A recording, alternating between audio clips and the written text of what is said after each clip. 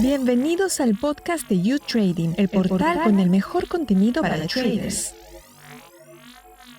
Buenos días, bienvenidos a un nuevo episodio de La Esquina del Trader. Soy Paola Pejovés y vamos a continuar hablando de la economía circular y cómo resulta un medio efectivo para lograr cero emisiones y sustentabilidad. Para hablar del tema nos acompaña desde México Carlos Schill, profesor emérito del Tecnológico de Monterrey, de EGADE Business School, un experto en las áreas de innovación tecnológica, economía circular, complejidad y enfoque sistémico de la sustentabilidad. Es autor de más de 50 artículos técnicos y 14 libros. Actualmente pertenece al Sistema Nacional de Investigadores de CONACYT en México. Bienvenido, Carlos. Muchas gracias, Paola. Empezamos. ¿Por qué la economía circular se perfila como un medio efectivo para lograr cero emisiones, adaptabilidad, sustentabilidad y resiliencia? Bueno, la economía circular es un mecanismo económico, para generación de economía. Entonces, ha sido muy efectivo en Europa para la creación de una riqueza sustentable, o sea, una riqueza que tiene un capital social adecuado, que reduce los gaps sociales. También genera una riqueza económica para la región donde se implementa. Y también pues es un gran convertidor de todo lo que son residuos, basuras de la industrialización de las regiones en algo que es positivo para las regiones. Entonces, básicamente la economía circular pues es un mecanismo de generación de riqueza, ¿no? Pero es efectiva, es un mecanismo muy efectivo que se ha probado, le digo, en otros países y que ha funcionado efectivamente, ¿no? Entonces, pues vemos que sí es posible usando esta transición de lo lineal a lo circular, que se logra esa transformación de residuos, basuras, optimización de los recursos en algo positivo para las regiones, ¿no? ¿Cuáles son los retos que tienen los países, sobre todo los menos desarrollados, para poder implementar la economía circular? Bueno, realmente la economía circular es una innovación, ¿no? Que realizan las empresas, que realizan las industrias, los gobiernos mismos. Entonces, esta innovación pues necesita condiciones, ¿no? Por ejemplo, si una ciudad no genera las condiciones adecuadas, o sea, no tiene los entornos, la infraestructura, la debida preparación de la gente, pues es complicado desarrollar estos mecanismos de economía circular, ¿no?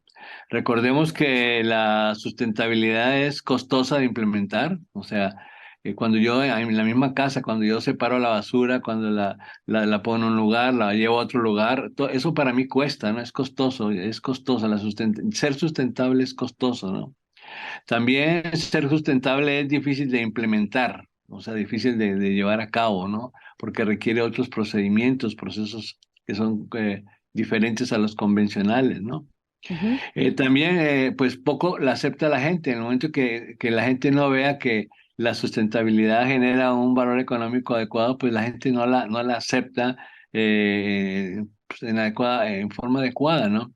Y también involucra a mucha gente, ¿no? Involucra al gobierno, la academia, las empresas, la misma sociedad. Entonces, cuando vemos estos factores que se necesitan para ser sustentables, la misma economía circular que trabaja en entornos favorables, pues en América Latina se vuelve complicada de implementar, ¿no?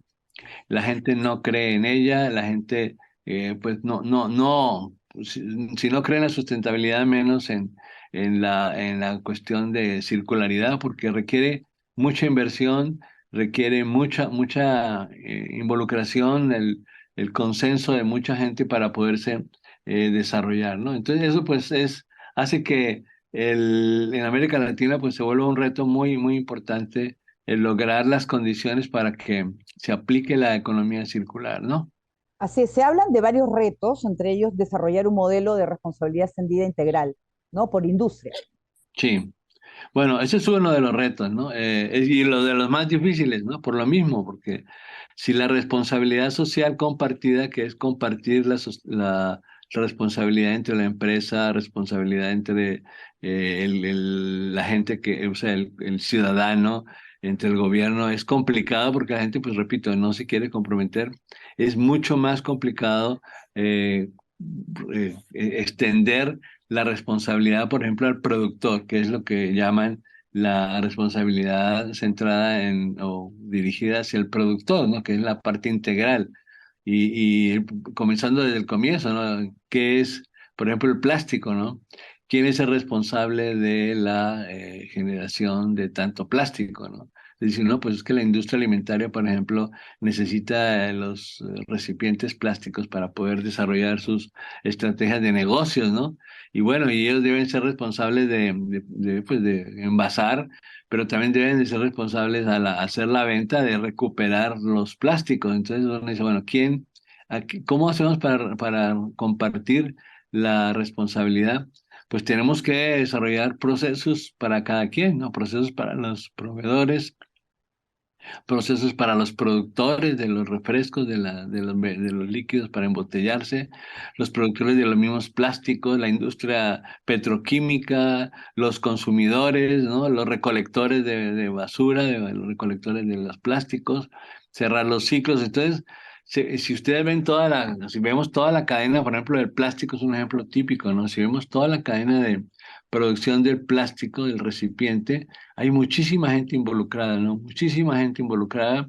Son capitales muy grandes involucrados y pues querer hacer que todos sean responsables, porque con que uno deje una parte de la cadena deje de ser responsable, todo el sistema se echa a perder. Entonces, esto hace que los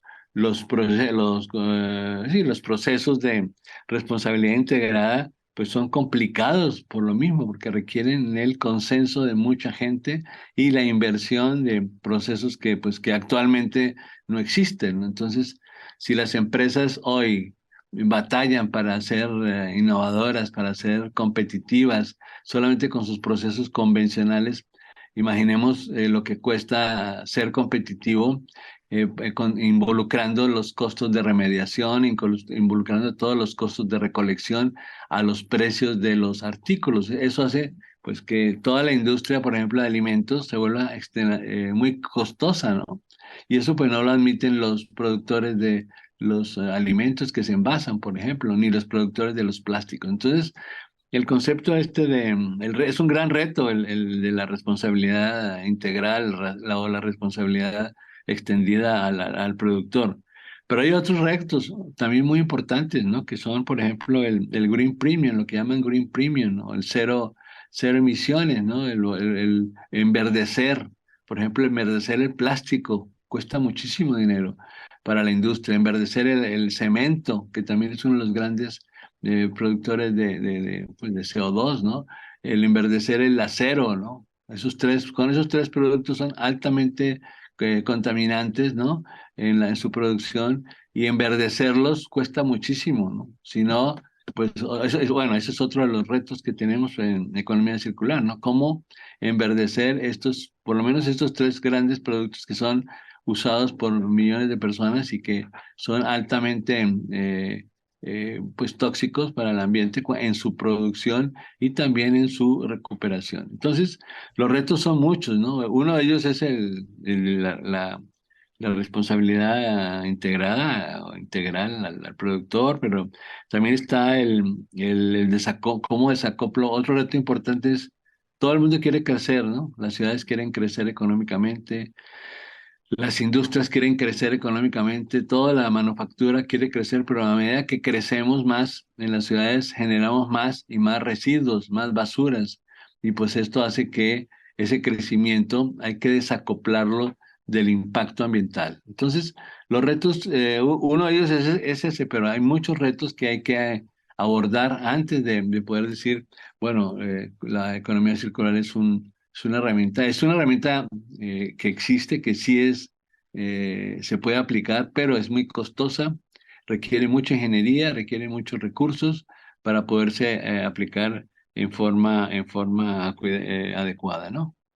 Luego de la pandemia de COVID-19, muchos han optado por ser más conscientes, ¿no? En el uso de Sí. recursos. La economía circular ¿Cómo puede ayudar en este proceso? Sí, sí, sí, exactamente, ¿no? Uno de los elementos básicos es eso, ¿no? Es ser conscientes de lo que gastamos, ser conscientes de lo que consumimos, del impacto ambiental que tenemos. Y la economía circular, uno de sus factores importantes, o uno de los principios, perdón, importantes es la optimización de los recursos, ¿no? Algunos nos volvimos más conscientes, ¿no? De que tenemos que usar menos recursos, tenemos que usar, despreciar o gastar menos recursos, tenemos que usar o aumentar los ciclos de obsolescencia, ¿no? En lugar de tirar un teléfono celular a los 2 años, tirarlo a los 6 años, a los 5 años, ¿no? De esa manera hay menos residuos electrónicos. Entonces, todo eso es parte de una cultura que se está volviendo más consciente. Desafortunadamente cuesta, ¿no? Dura mucho ese cambio, pero pues es algo que sí la pandemia pues lo impactó un poco, ¿no? Un poco y volvieron más conscientes de que pues los daños pueden ser mundiales y los daños no son solamente locales, ¿no? Finalmente, ¿cuál es la experiencia en México con la economía circular? ¿Las empresas están cada vez más interesadas en ese tipo de modelo? Repito, no, no, todavía no, porque en América Latina, bueno, algunos países, ¿no? Chile está desarrollando programas interesantes de economía circular. Hay que asociar mucho la economía circular con la sustentabilidad, ¿no? Porque ahora, no todo lo que es circular es sustentable, ni todo lo que es sustentable es circular, pero sí tenemos que pensar que muchos países de América Latina están desarrollando políticas y reglamentos para ser más sustentables, ¿no? Y también para ser más circulares, pero otra vez, no es suficiente regular, no es suficiente poner multas, no es suficiente desarrollar leyes, porque si no hay Estado de Derecho, o sea, si no hay un mecanismo que realmente castigue, un mecanismo judicial que de alguna manera impida que pues, se generen materiales tóxicos, etcétera, pues si no hay Estado de Derecho no pasa nada, aunque la ley exista, ¿no? Aunque la reglamentación exista, pero o que la multa exista porque la gente paga la multa. Los bonos de carbono, por ejemplo, son eso, son multas, ¿no? La gente paga la multa y pues sí, de alguna manera sigue contaminando, pero paga una multa y esa multa muchas veces no se usa para recuperar en el medio ambiente, sino para otras cosas. Entonces, aquí en México pues está complicado porque el gobierno pues no ayuda mucho, hay leyes, eso sí, las reglas están, la reglamentación está como en muchos países de América Latina. De hecho, hicimos hace poco un estudio para la reglamentación del plástico en los países del Pacífico, ¿no? Perú, Ecuador, Chile, Colombia y México. Ahí se hizo, ahí está, encontramos muchas regulaciones, muchas leyes y todo, pero si no hay Estado de Derecho, pues eso no funciona. Y México es así, ¿no? México, por ejemplo, si tenemos energías sucias, si invertimos, se están invirtiendo ahora para nuevas plantas de energías fósiles, pues obviamente que eso está en contra del concepto de sustentabilidad, ¿no? Entonces, aquí en México, pues hay muchas reglas, hay mucha reglamentación, el Senado, algunos gobiernos están, ¿cómo se dice?, aplicando algunas reglas, pero en general como país, pues todavía nos falta mucho para aplicar el concepto de economía circular. Las ciudades circulares, se está trabajando en ciudades circulares, pero muy pobremente, y pues en eso estamos, ¿no? Pero sí hay gente que está haciendo su esfuerzo, pero el país es muy grande, el país tiene muchos intereses y pues necesitamos todavía cambiar ciertos tipos de mecanismos políticamente hablando y pues industrialmente hablando para que este tipo de aplicaciones funcione, ¿no? Muy bien, muchísimas gracias, Carlos Gil, por estar con nosotros. Pues bueno, nada más, gracias por la invitación, Paola, y pues ojalá que pues sigamos en contacto, ¿no? Y gracias a ustedes por acompañarnos en esta nueva edición de La Esquina del Trader. Y no se olviden de visitar nuestra página web, YouTrading en español, y seguir nuestro curso gratuito para aprender todo sobre el mundo del trading. Hasta una próxima edición.